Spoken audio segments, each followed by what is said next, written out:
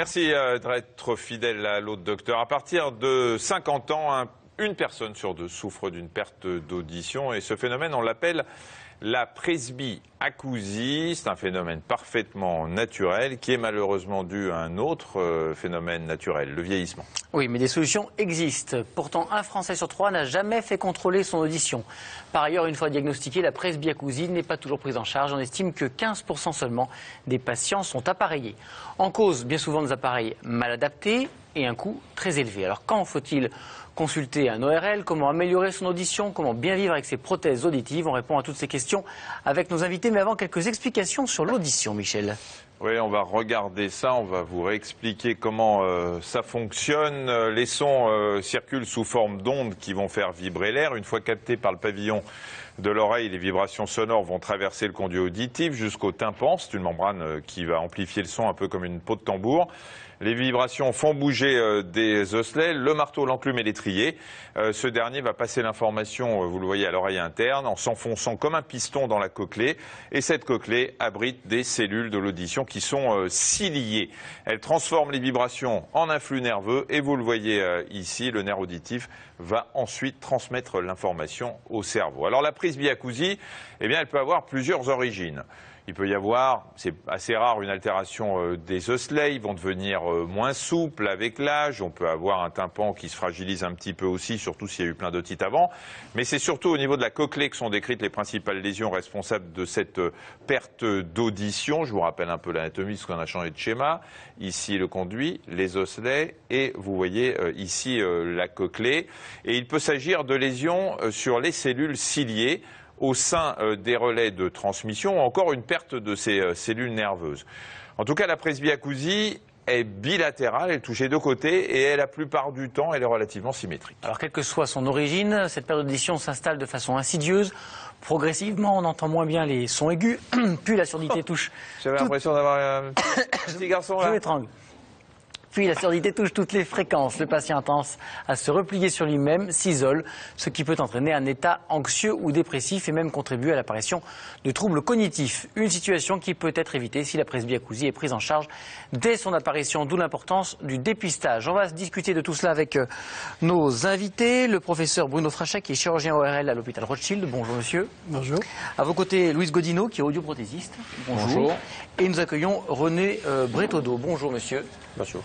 Alors, pour prendre votre histoire depuis le début, vous aviez déjà des problèmes d'audition à l'adolescence qui ont été aggravés ensuite par votre presbyacousie. Alors, dans l'adolescence, déjà, qu'est-ce que vous aviez comme souci? Alors, j'avais des problèmes d'audition, notamment à l'école. Donc, en général, on me mettait plutôt devant que dans le fond de la classe. Et puis, donc, ça se passait pas trop mal, quoi. Mais donc, il fallait que je fasse déjà attention.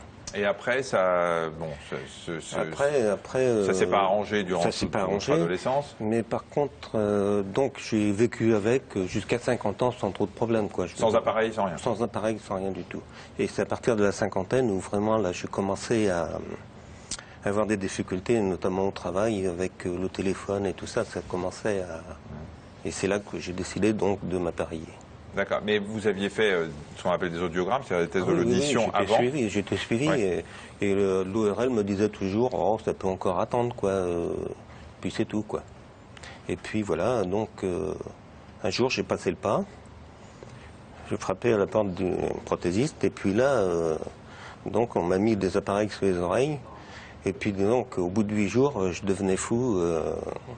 Les bruits à la maison et tout ça, c'était intenable, quoi. C'est bien qu'au bout de 15 jours, eh bien, j'ai carrément arrêté, quoi. J'avais des migraines, j'avais... Vous ne supportiez pas, finalement, d'entendre ce qui se passait autour? Tout ce bruit... Parce que ça faisait 40 ans que vous viviez dans un... Voilà, on s'habitue très bien au silence. Hein. Ouais. Voilà, c'est ça. On va revenir à votre histoire. On va prendre quelques SMS, mais apparemment... On a un petit souci, mais ça va arriver. La presbyacousie, donc ce vieillissement de l'oreille, qu'on a l'habitude de comparer à la presbytie, au vieillissement des yeux, ça touche, on l'a dit que c'est quelque chose de naturel, ça touche tout le monde forcément ou pas? Ça touche pas tout le monde forcément. Il y a des personnes gâtées par la nature, si j'ose dire, parce qu'il y a certainement quelque chose de génétique. Donc il y a des gens qui ont des oreilles solides et d'autres qui ont des oreilles moins solides. Ajoutons à cela que toutes les expériences toxiques pour l'oreille se surajoutent tout au long de la vie. Toxiques, c'est-à-dire les bruits extérieurs. Les bruits, etc. les médicaments, etc. Et l'âge, parce qu'on parle de la cinquantaine pour vous, mais la presbyacousie, cette baisse d'audition du vieillissement peut survenir plus tôt, vers 40 ans. On peut avoir un vieillissement prématuré. Ça sera une presbyacousie précoce. Donc ça, c'est certainement beaucoup plus ciblé génétique par rapport à une presbyacousie banale qui démarre aux alentours de 60-65 ans, avec des personnes qui sont appareillées plus tard, ou en moyenne à 71 ans. Donc entre les premiers signes de la presbyacousie, la gêne dans le bruit, mal comprendre. Justement, on va en parler parce que là, on est en train d'essayer de réparer les SMS. On peut afficher directement les SMS. On va les lire à l'antenne en même temps que nos téléspectateurs. Voilà, j'ai 55 ans et l'impression de ne plus pouvoir suivre une conversation quand il y a plusieurs personnes. Est-ce de la presbyacousie? C'est en tout cas le premier signe de la presbyacousie. La difficulté de comprendre quand il y a plusieurs locuteurs ou quand il y a du bruit ambiant. C'est-à-dire que la parole est mal comprise. Une autre question peut-être? Oh, sûrement. Ah ben voilà. Quelqu'un qui parle toujours trop fort a-t-il forcément des problèmes d'audition, Karine? C'est vraisemblable. Enfin, je vous appelle Karine, mais je sais que c'est pas non, vous. je suis très fier. Non, parfois les invités, les invités sont un peu... Mais je ne m'appelle pas Karine. Oui, monsieur Frachet. C'est possible que la personne, pour s'entendre, renforce leur voix. D'ailleurs, quand ils sont bien appareillés, on voit bien que le niveau sonore, leur propre niveau sonore diminue. C'est-à-dire qu'ils parlent moins fort. Et vous étiez plus gêné à partir de la cinquantaine, j'entends, pas tous vos problèmes d'adolescence, quand il y avait du bruit, une ambiance un peu bruyante, quand il y avait beaucoup de gens dans un restaurant, par exemple? Un restaurant, c'est l'enfer pour moi, ou mettons une salle de fête ou des trucs comme ça, ou une exposition, ou quand il y a vraiment du monde, qu'il y a du bruit, j'arrivais pas à distinguer, à saisir une conversation, quoi. C'est vraiment le premier signe que les gens décrivent. C'est-à-dire que les sons graves qui font le bruit masquent les sons aigus, et les sons aigus, c'est ce qui fait la compréhension de la parole, les consonnes. Alors aujourd'hui, vous avez des appareils. C'est donc que là, ça va mieux que la première fois que vous avez essayé. Vous nous expliquez pourquoi dans une seconde. On va d'abord regarder un premier reportage sur justement ce recours aux appareils auditifs qui est conseillé aux patients pour entendre mieux. Ce sont les audioprothésistes qui accueillent et orientent ces personnes dans le choix de leur appareillage. Questionnaire précis, test auditif et conseil, rien n'est laissé au hasard lors de ce premier rendez-vous. Reportage de Maxime Soulard et Mélanie Morin. Cela n'a pas été facile, mais Françoise s'est enfin décidée à franchir le pas et le seuil de ce cabinet d'audioprothésiste. À 76 ans, elle entend moins bien. C'est sa famille et surtout son fils qui lui ont fait remarquer. Il y a à peu près 2 ans qu'il me dit « Maman, il faut te faire appareiller, ça m'agace, tu ne comprends pas ce que je te dis. » Bon, alors, je lui dis « Mais tu m'agaces aussi parce que tu ne parles pas distinctement. » On va refaire une audiométrie. Donc vous allez tout simplement lever la main quand vous allez entendre un tout petit bruit. Françoise a déjà vu un ORL qui a évalué sa perte d'audition à 30 décibels, mais l'audioprothésiste lui fait repasser un examen pour affiner ce résultat. L'audiométrie fait par l'audioprothésiste, c'est un bilan préprothétique. C'est pour avoir une mesure non pas seulement de la perte auditive, mais de la qualité de la perte auditive. Mon but, c'est pas de savoir ce que la personne entend ou n'entend pas, c'est de savoir comment elle comprend et comment elle ne comprend pas. Pourquoi? De quelle façon on va pouvoir corriger? Et pour pouvoir corriger l'audition, de nombreux paramètres sont étudiés lors de la première consultation, comme par exemple le seuil de tolérance au son. Vous levez la main dès que c'est désagréable. Voilà, très bien. Vous allez me dire à quel moment le son est confortable. Ni trop fort, ni trop faible. Et ça me permet de savoir comment votre cerveau a l'habitude de recevoir le son. Et pour évaluer précisément la compréhension de la patiente, on la soumet cette fois-ci à la prononciation de mots diffusés par des haut-parleurs. Ici. Et je vais vous demander tout simplement de répéter les mots que vous allez entendre, de façon, si vous voulez, à me permettre d'analyser ce que vous comprenez et non pas ce que vous entendez. Somme. Somme. Oui. Mène. Naine. Mène. Ah. Le constat est clair, Françoise décode mieux l'information quand le son est amplifié. Elle a donc besoin d'un appareillage pour vivre mieux au quotidien. L'appareillage précoce d'une perte auditive permet au cerveau de rester fonctionnel. Plus on commence jeune, plus le cerveau est fonctionnel et moins on a à réapprendre. Et c'est plus difficile de réapprendre à un certain âge. On a même des études un peu plus inquiétantes, comme des études sur démence, Alzheimer, surdité, qui montrent que lorsqu'on a une perte auditive qui s'installe et qu'elle est bien ancrée, elle a un impact négatif qui peut aller jusqu'à une augmentation statistique du nombre d'Alzheimer ou de démence. Donc c'est quand même quelque chose d'important. Alors pour dédramatiser le port des appareils, l'audioprothésiste en essaye un lui-même et explique son intérêt. Le grand avantage de cet appareil-là pour vous, c'est qu'en réalité, il est ouvert. C'est-à-dire qu'il va laisser le son passer de manière naturelle. Il va amplifier seulement les sons qui vous manquent, sans vous gêner. Rassurée par les explications de l'audioprothésiste, Françoise reste néanmoins un peu rétive à l'idée d'être appareillée. C'est pas de gaieté de cœur, mais je pense qu'il y a une vie sociale à laquelle on doit faire face. Et puis, d'autre part, il ne faut pas rendre la vie de son entourage désagréable. Avec ces prothèses qu'elle essaiera la semaine suivante, Françoise peut espérer obtenir une amélioration de 50 à 70% de son audition. Le maître mot, c'est la persévérance. Plus on porte ces appareils, meilleur est le résultat. Alors, beaucoup de questions sur notamment les prothèses auditives. Mes premières prothèses auditives haut de gamme procurent un son métallique, surtout pour les aigus. Est-ce normal, nous demande Irène. Bien, écoutez, ça dépend du réglage surtout, hein. Il n'y a pas de mauvais appareil, il faut qu'il soit bien choisi et bien réglé. Donc si c'est métallique, c'est un peu trop d'aigu. Donc c'est une communication avec l'audioprothésiste. Si on revient à votre exemple de tout à l'heure, il est probable que le confrère qui vous a adapté vos premiers appareils a été un peu trop vite. Donc c'est vrai qu'il faut expliquer que quand on a été privé notamment en effet de son pendant des dizaines d'années, on ne peut pas retrouver une audition meilleure très vite. Parce qu'il faudrait expliquer en permanence aux gens que si on entend avec l'oreille, c'est le cerveau qui intervient et qui fait qu'on a un seuil de tolérance plus ou moins... Ça va dépendre notamment de la durée de privation sensorielle. Le terme est technique mais il est compréhensible par tout le monde. C'est-à-dire plus longtemps on a été sans entendre, plus ce sera difficile et long de récupérer. Donc juste un mot également sur la comparaison avec la presbytie, je la fais pas. Parce que la presbytie, c'est pas du tout la même chose. La presbytie, c'est seulement un problème d'accommodation, mais le système visuel est en bon état, alors que la presbyacousie touche bien tout le système auditif. C'est un vieillissement du cristallin.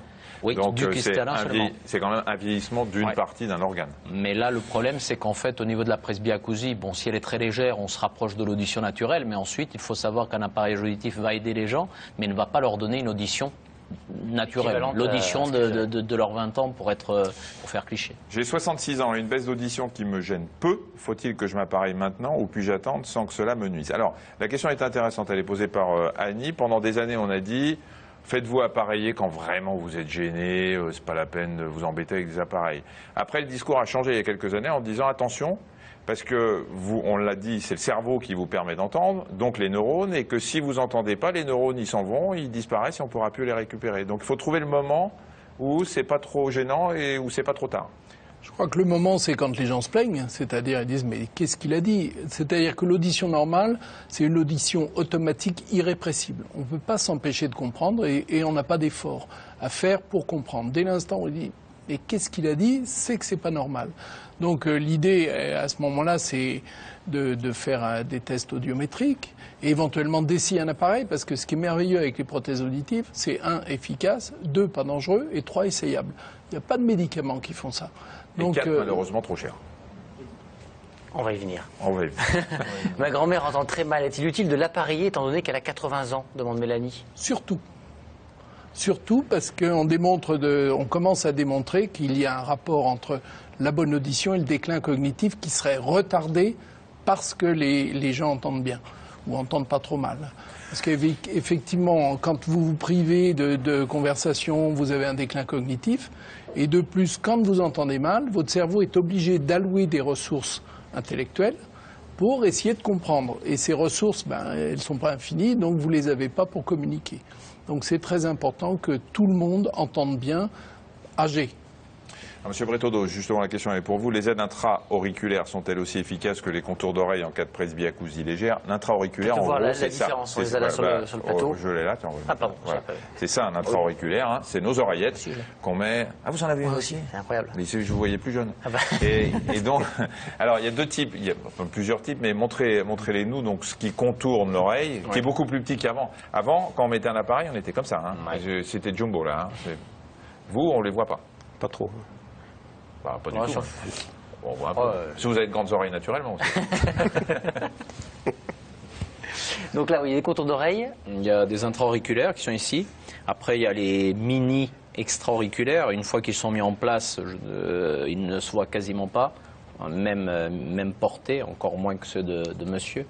Donc, une fois qu'ils sont bien mis, donc c'est quelque chose qui est... Non, tournez la tête vers moi, voilà. Non, vers moi, pardon. parce qu'on veut filmer de côté. Voilà. Et donc ensuite les appareils comme ceux de monsieur qui ont un tube un petit peu plus apparent. La plupart des gens qui aujourd'hui s'équipent, 80 ou 90% des premiers appareillages se font avec des produits comme ça, qui ont l'avantage par rapport aux intras de ne pas boucher l'oreille. En fait, la presbyacousie souvent la plupart du temps touche les fréquences aiguës, et donc par conséquent, les intra-auriculaires ne sont pas vraiment adaptés. Ces appareils-là ont l'avantage de ne pas obstruer le conduit auditif, donc sont beaucoup plus confortables et donnent un son beaucoup plus naturel. Je suis appareillé depuis 3 ans, j'entends de moins en moins. Jusqu'à quel niveau de perte d'audition l'appareil peut-il aider, demande René. Le final, ça sera éventuellement un implant cochléaire, mais ça veut dire qu'il y aura toujours une solution technique pour pallier une surdité, même profonde ou sévère. Eh ben on va la regarder, puisqu'aujourd'hui on trouve effectivement des prothèses auditives très sophistiquées. Elles sont invisibles et implantées dans l'oreille du patient. Alors, il s'agit d'un matériel coûteux dont la pose nécessite une intervention chirurgicale. Ces opérations sont rares. Vous en faites combien par an? Une dizaine par an. Vous a suivi au bloc, justement. Reportage Hôpital Beaujon de Clichy de Maxime Soulard et Mélanie Morin. Ce patient de 52 ans souffre d'une surdité sévère. Impossible pour lui d'être équipé d'une prothèse conventionnelle car il porte un casque de chantier au quotidien. Il a donc besoin d'une prothèse auditive directement implantée dans l'oreille. L'élément principal, c'est un vibrateur qui va se positionner directement sur l'enclume, un microphone implanté qui va être mis en place derrière l'oreille. Ce microphone donc va capter les sons au travers de la peau, et le processeur, la partie essentielle, qui va amplifier les vibrations sonores issues du microphone, va les transformer en vibrations mécaniques pour aller stimuler l'enclume. Car lorsqu'elle fonctionne correctement, l'enclume permet de transmettre et d'amplifier les sons. Donc incision. Le chirurgien commence par inciser la peau située sur le haut de l'oreille. Il écarte le muscle et progresse lentement à coups de bistouri électrique jusqu'à atteindre l'os situé en arrière du conduit auditif. Voilà, donc j'atteins la zone osseuse. On va pratiquer un orifice dans l'os pour tomber sur l'atique. L'atique, ça veut dire le grenier de l'oreille, donc la partie toute supérieure de l'oreille, où on va mettre en place notre dispositif. Donc ceci est le gabarit du logement que je dois faire ici. Pour créer l'orifice qui recevra la prothèse, le chirurgien creuse l'os à l'aide d'une fraise. On commence à rentrer dans les cavités de l'oreille. Ces cavités sont si petites que le chirurgien poursuit l'opération sous microscope électronique. Voilà, on va rentrer dans les zones de pêche, si j'ose dire, c'est-à-dire l'endroit où on va trouver les osselets. La progression est délicate, la fraise chemine dans un passage très étroit à proximité du conduit auditif et de l'enveloppe du cerveau. On va mettre la prothèse ici. L'objectif, c'est de trouver dans la profondeur la tête d'un des osselets, l'enclume, sur laquelle on va disposer le système qui va amplifier les sons. La prothèse auditive restera en place à vie et son positionnement s'établit au millimètre près. Le chirurgien utilise donc des leurres appelées fantômes pour déterminer l'emplacement du vibrateur et des autres éléments du système.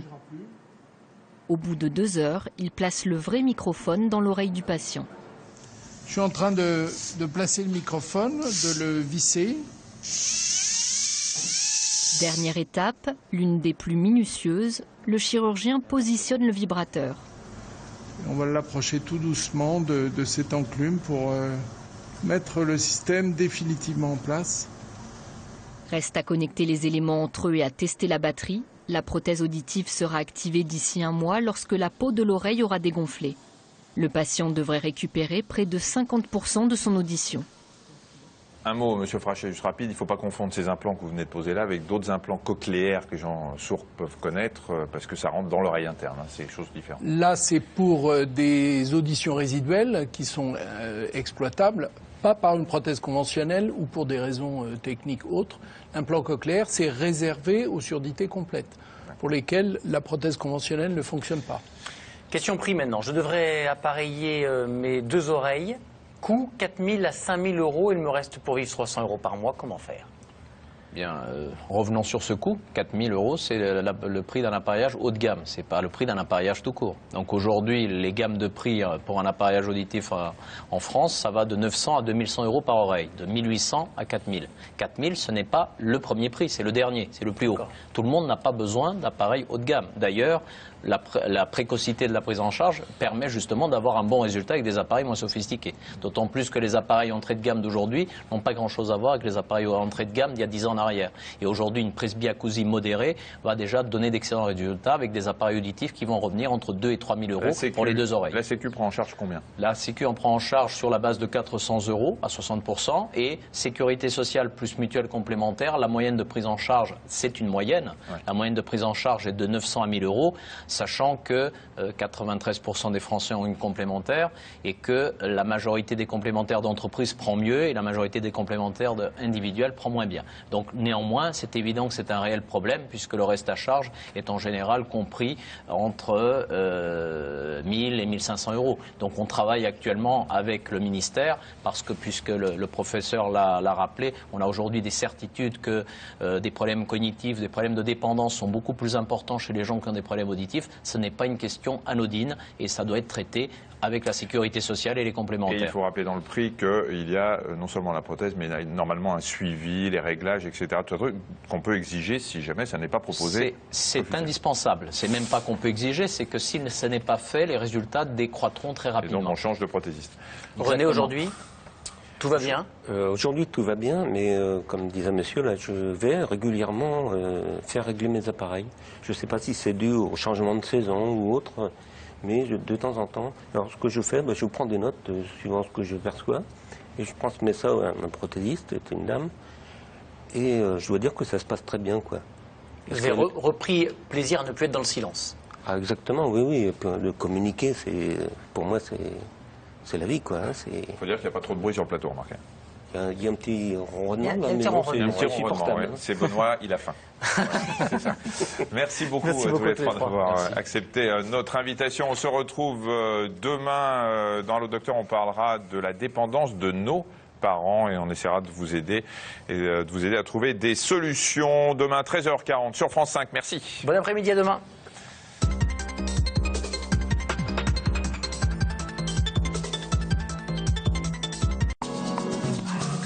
Plus d'infos santé dans Allo Docteur sur France5.fr.